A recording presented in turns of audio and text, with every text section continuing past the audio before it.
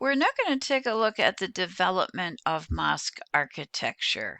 Before we do that, I think we have to say, well, what is a mosque? A mosque is a place of prayer for Muslims. It literally translates for place of prostration. And the reason I think for that translation is because during at least a portion of prayer that's engaged in by Muslims, we do get down and we touch our heads to the floor. We are literally lowering ourselves, humbling ourselves before Allah or before God. And we often do that with the community so that it is a sense of congregational prayer coming together as one, feeling a sense of harmony with the ummah or the community of Muslims with whom we are praying. It is considered more meritorious to pray in a communal setting than to pray alone. However, we can, of course, also pray by ourselves. The first mosque was really the house of the Prophet. This was located in the city of Medina, and it was constructed, or I'm going to say modified perhaps, for the needs of the Muslim community after the Prophet's Hijra. Hijra, and I've got that word right down here at the bottom of our slide, is an Arabic word that may mean migration or pilgrimage or journey or travel or change. The Hijra occurs in 622 when the Prophet Muhammad in Mecca was being harassed by other members of the community who were failing to accept and embrace the teachings that the Prophet was sharing with them, basically the recitations from the Quran. As a result of harassment and even death threats, the Prophet and some of his close followers went on a journey to a city to the north. That city will be known as Medina, which translates to the city of the Prophet. And the city Medina, and I have that word right up here for us, will become the second holiest city in Islam.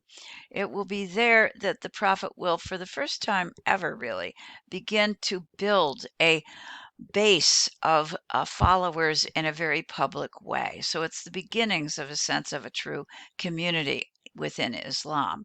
Because of the significance of the Hijra, the Muslim calendar is actually dated beginning that year.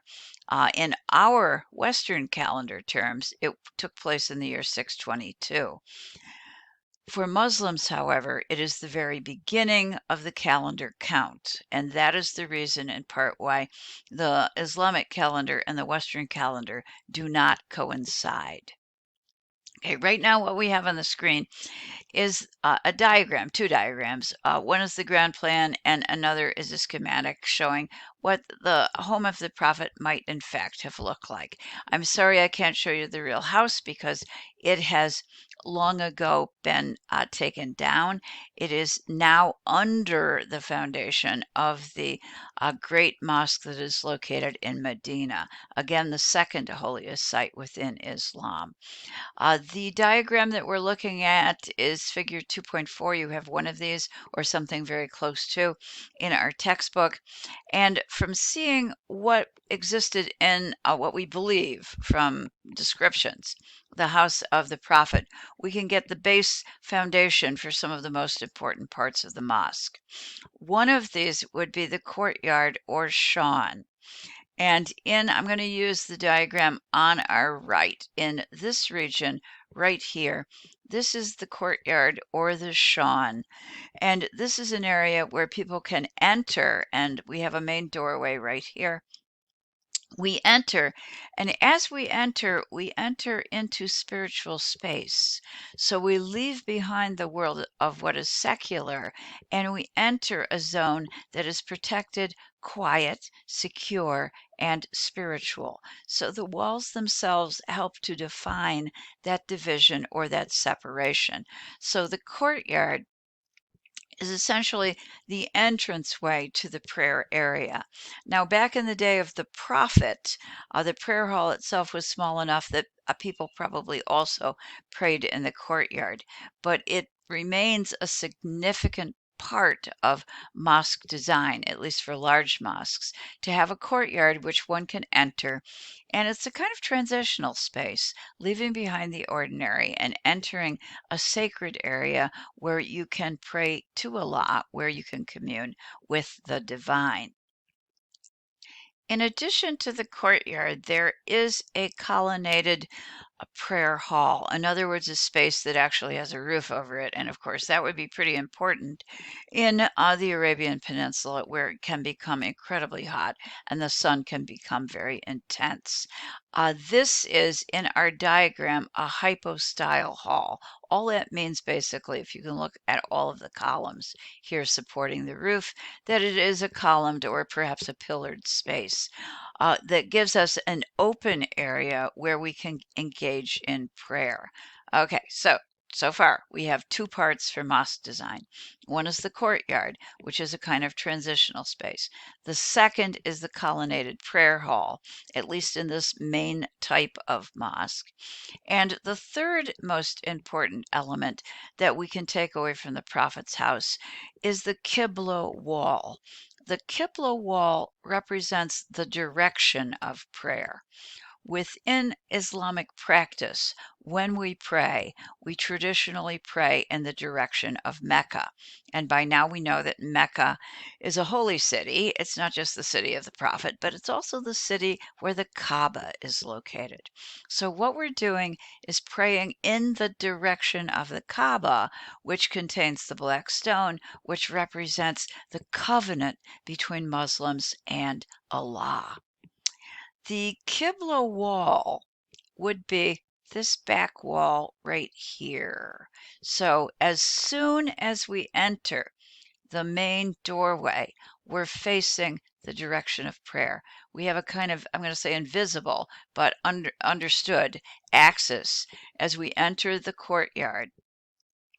We are facing the pillared prayer hall, and we know that the back of it is the Qibla wall, which is the direction of prayer. This will become further defined as mosques are developed in the future.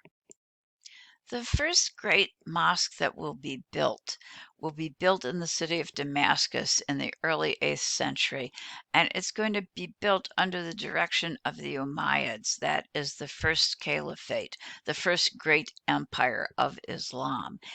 It is going to be built essentially by the same folks who had created the Dome of the Rock. What that means is this is, yes, of course, it's a very spiritual and important place in terms of religion, but it also has political connotations because it is being constructed under the direction of the rulers of the Umayyad dynasty.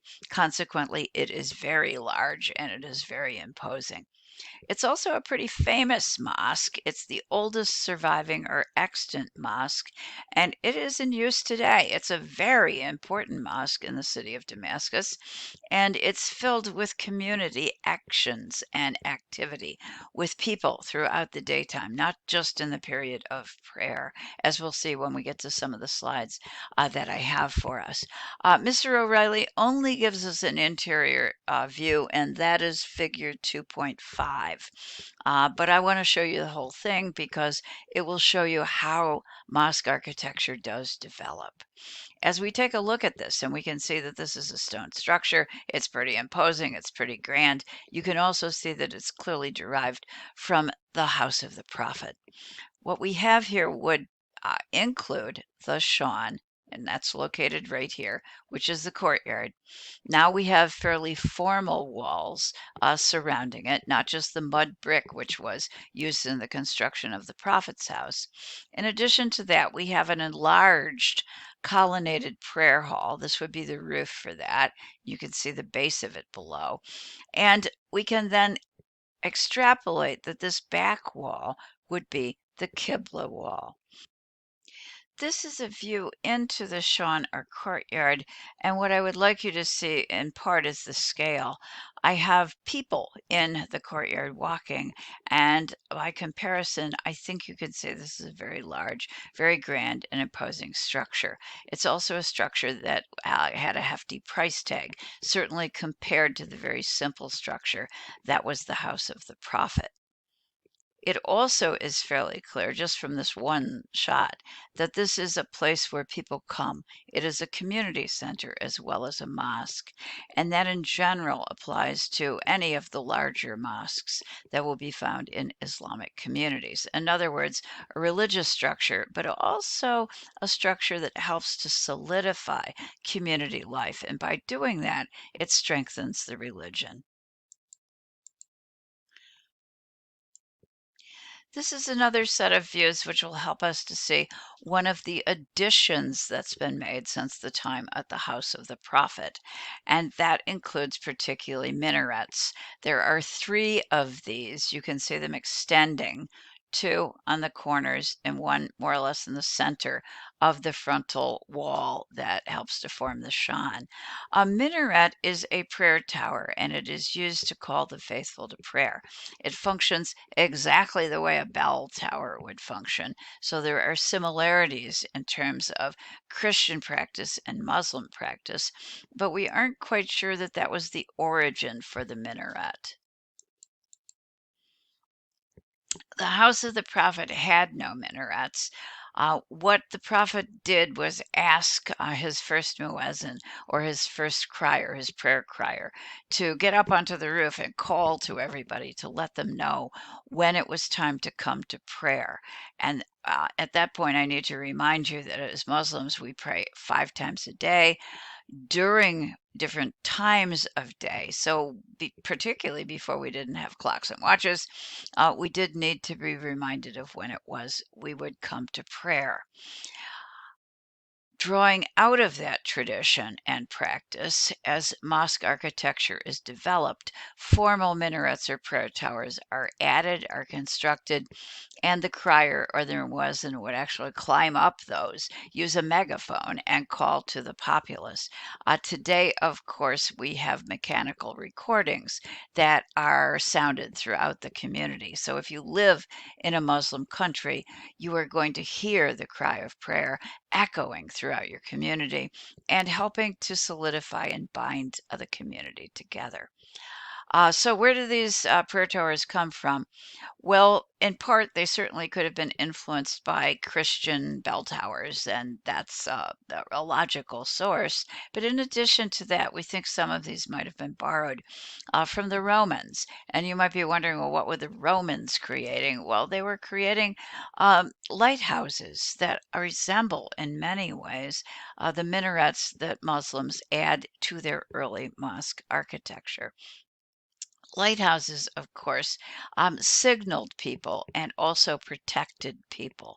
So, in that sense, perhaps there is a combination of sources from the Romans as well as from the Byzantines and the Byzantine Christians in particular. So, we have something else we do know for sure. Let's go here that was borrowed from the Romans. And that is the main entranceway at the Great Mosque at Damascus. If you go right here, you're going to see there's a triple archway and a smaller one up above.